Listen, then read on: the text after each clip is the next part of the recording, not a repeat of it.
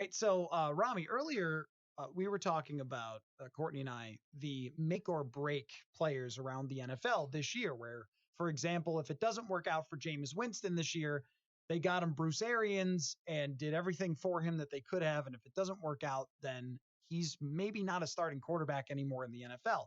So, spinning that to the Vikings, the two that we talked about, her and I, were Everson Griffin and Delvin Cook. In your mind, who else is it make or break for the Vikings? Is it cheating? Am I taking the easy way out to just say Kirk Cousins? Well, actually, no, Okay. because that's where we began the conversation. In Dan Graziano's article from ESPN with his top 10 make or break players, he starts it out by saying, well, it's not really a make or break year for Kirk Cousins because he's going to be here for year 3. And I disagree with that. I think it is in a lot of ways for Kirk Cousins because a contract extension will be based on 2018 and 19, not 2020. That's when they would need to Also, negotiate. If this season doesn't go well, but Kirk Cousins has a solid year, if they really want to blow this thing up, that contract isn't untradeable next offseason. I mean, you're acquiring him for 1 year, so you were going to guarantee that money anyways. Well, I believe he has a no trade clause. Oh, that's right. I forgot So about that. That's true. That negates That makes it a little bit difficult. But you would say, though, if it doesn't work out, then they will enter the NFL draft thinking about how to trade up Yes. for their next quarterback because they'll be looking at it as, well, we've got 2 great wide receivers, a young offensive line with a couple of inexperienced guys who might be decent. Brian O'Neill, Garrett Bradbury could be good players. And so you would be looking at it as, well, we could bring in a rookie quarterback here eventually after the final year of Kirk Cousins. It really changes the entire approach because You could at least start to pull the plug on Kirk Cousins after this year. if they went 12-4 and won 2 playoff games, got to the NFC Championship game, Oh, he gets an extension. then he gets an extension. There's Right. no question about it. If they go 7-9, then he doesn't get an extension. You draft a quarterback. To me, that's make or break. Agreed. I would agree. And is this limited only to players on the field? Because I think Doesn't it's have make to or be. break for Mike Zimmer and Rick Spielman, too. I would agree with that. Wouldn't you, Courtney? Absolutely. Because if, as we talked about earlier, if they decide they want to burn this thing down at some point, but they're still locked into Adam Thielen, Stephon Diggs, Dalvin Cook, Kyle Rudolph for another year or 2, Kirk Cousins, you might try to switch the philosophy and go completely 180 the other way and get an offensive-minded head coach. Switch up the philosophy of the team, switch up the philosophy of the front office, and maybe Rick Spielman and Mike Zimmer go together. And what a league this is. Like when you think historically about how many great coaches who were very successful with their franchises that built their teams to a certain spot eventually got fired because their ownership didn't believe they could get them to the next spot, which is the Super Bowl. And the example that came right to mind for me was Tampa Bay with Tony Dungy when they fired him and brought in John Gruden, kind of went from the defensive coach to the offensive coach. But there are other examples. I mean, Marty Schottenheimer, how many times did his ownerships ultimately get tired of getting to the playoffs and not being able to get any farther than that? And that happened with the Chargers and with the Browns. And I think with the Chiefs too, with Marty Schottenheimer. And it was always, well, he can get you so far. He can rebuild your team and he can make you really competitive, but he can't win the Super Bowl. I think that was always unfair to Marty Schottenheimer. It's very hard to win the Super Bowl and didn't always have the best quarterbacks in the league either. I mean, sometimes he did, and sometimes it probably was his fault, but not always. You get old ass Joe Montana. You get Bernie Kosar, who was good, but maybe there were other quarterbacks better in the league. Aside from that, maybe Mike Zimmer ends up with that tag is he's a good enough head coach. This is if they go 7-9. If he's a good enough head coach to design a great defense who could keep you in the ball game all year long and keep you in that conversation, but he's not going to be able to get you over the top. I think that is, if they miss the playoffs, going to be the narrative on Zimmer. And just like with Schottenheimer, I'm not sure it would be fair, but I think that's what it will be, and what it will be maybe from the very top. And also, it's the last year, if things don't go well in this season, it's the last year for the Kirk Cousins era and the last year for this push all the chips to the center of the table era for the Vikings. That's what they did when they gave a quarterback a 3-year fully guaranteed contract. They made it about winning a Super Bowl in that window, and it is win now. And if you can't make a lot of changes personnel-wise going into the 3rd year of that window, what's your only other option? I mean, look at what they did this offseason. You brought in Gary Kubiak. You made a coaching change, but only on the offensive side of the football.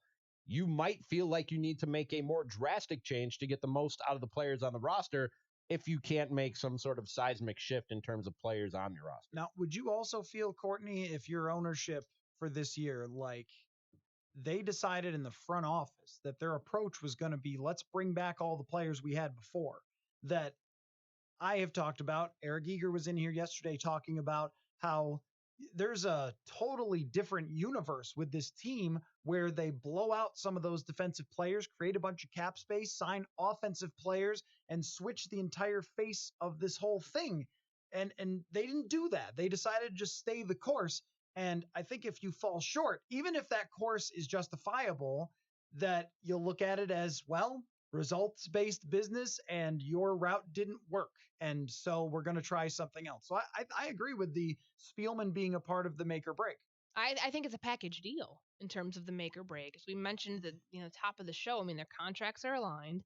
They, decision-making wise, have been in this together and have always mentioned each other in every breath, Mike Zimmer and Rick Spielman, that they make decisions together, that it's a joint process here of how the front office works and how the coaching staff has influence and, who has control over the 90-man to the 53-man, et cetera, et cetera.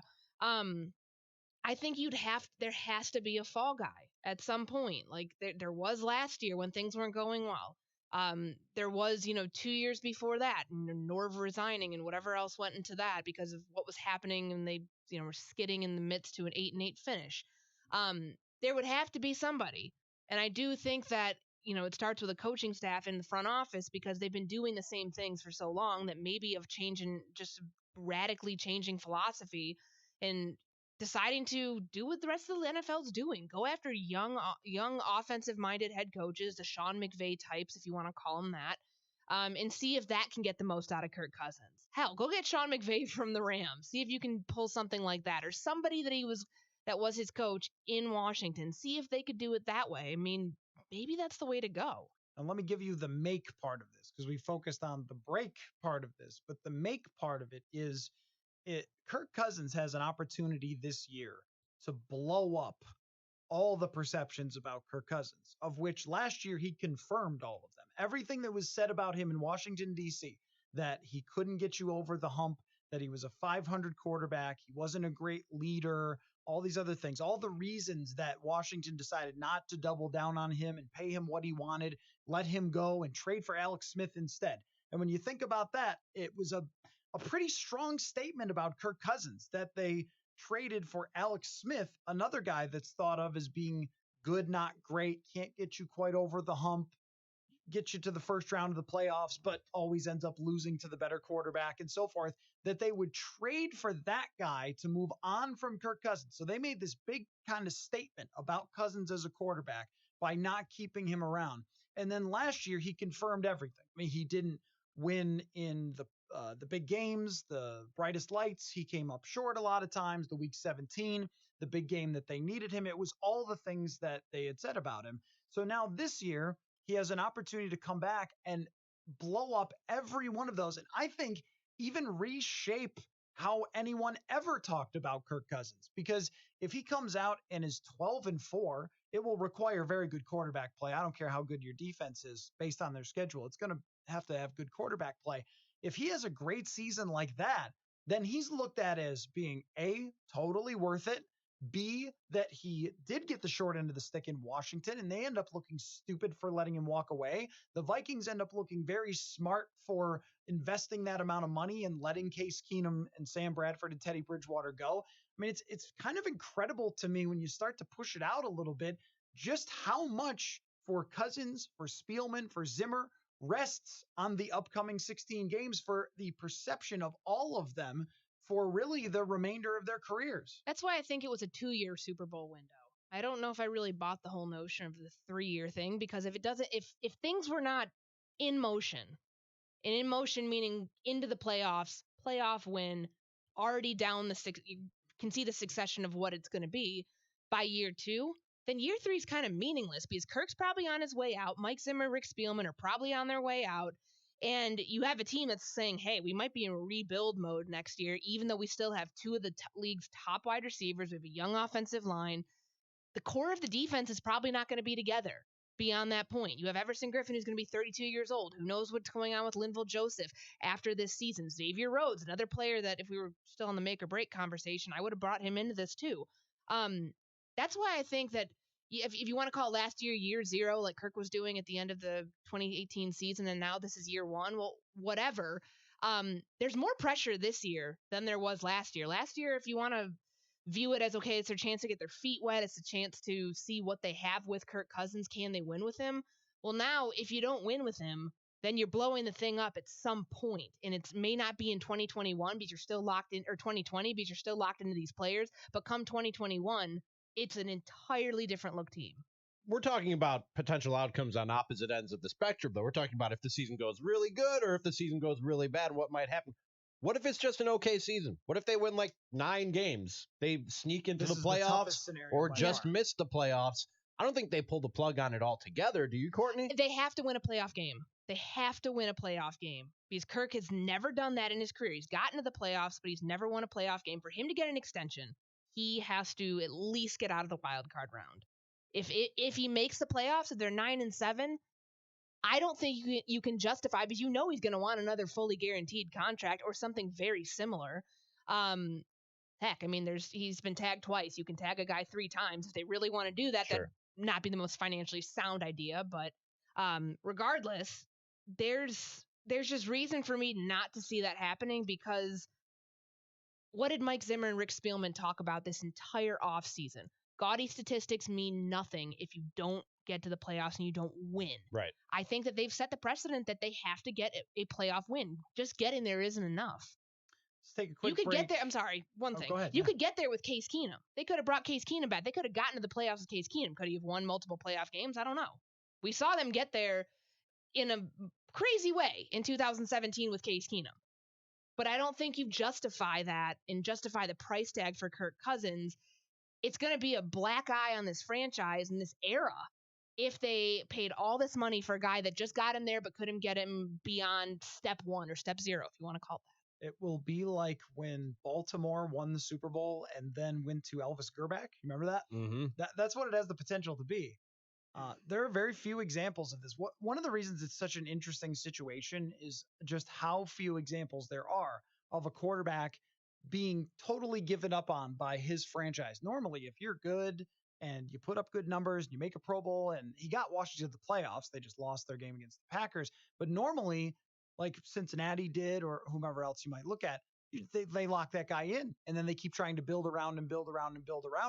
And for them to let him go and bring him here, you're right to say the pressure is so, I think, unique. It's immense, but it's also different than the pressure on most other quarterbacks. Like, just for example, last year, Matt Stafford didn't play well. So he's going to be the quarterback next year. Like, right. Well, what are you going to do? Yeah. There's no even conversation about Matt Stafford or Aaron Rodgers or whoever else, because that's your franchise quarterback. And with this team, the short-term contract makes it even more interesting. So not only are you trying to justify what you did before, but also he's trying to earn the contract that he can get in the future potentially. And that all kind of sits on this season, hence the make or break.